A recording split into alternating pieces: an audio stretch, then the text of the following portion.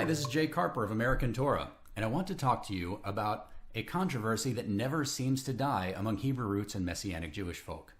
And that controversy is the spelling and the pronunciation of the name of the Messiah. Let me read Matthew 1:21 to you.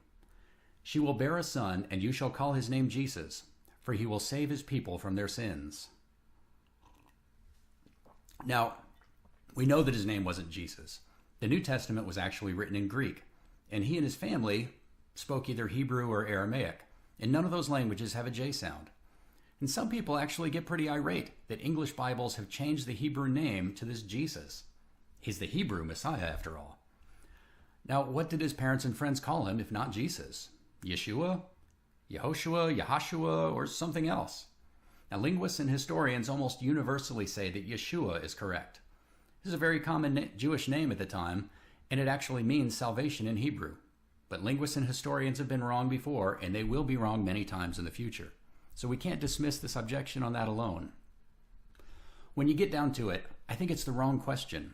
Instead of asking whether we pronounce his name as Jesus or Yeshua, we should be asking, what is a name? Now consider Matthew 1:23. Behold, the virgin shall conceive and bear a son, and they shall call his name Emmanuel, which means God with us. Now, just 2 verses earlier, in verse 21, we learned that his name was to be Jesus. Now it's Emmanuel? Which is it? Well, both, of course. Ultimately, it just doesn't matter very much how you pronounce it. Consider other passages that speak about doing things in his name, performing miracles in his name, hoping in his name. He said, "Whoever receives one child in my name receives me." How do you do a miracle in something you say? How do you receive a child in a word? You can't. That's just nonsense. The problem with this approach is that it completely misunderstands the meaning of name in the scriptures. Yes, a name can refer to the written or spoken label that we apply to people. But when we speak of being saved in the name of Messiah or speaking miracles in his name, the label is not what we mean. Consider Proverbs 22:1. A good name is to be chosen rather than great riches, and favor is better than silver or gold. Now clearly this is not talking about a label. It's talking about reputation.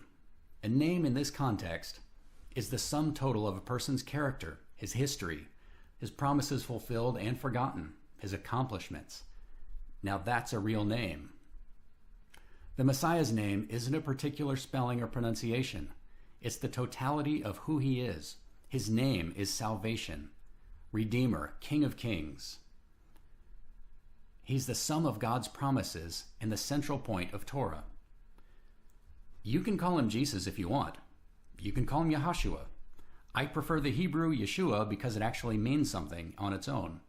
I don't really care what you call him, as long as you call him Lord. This is Jay Carper from American Torah saying be blessed. Don't forget to drop by the website at americantorah.com.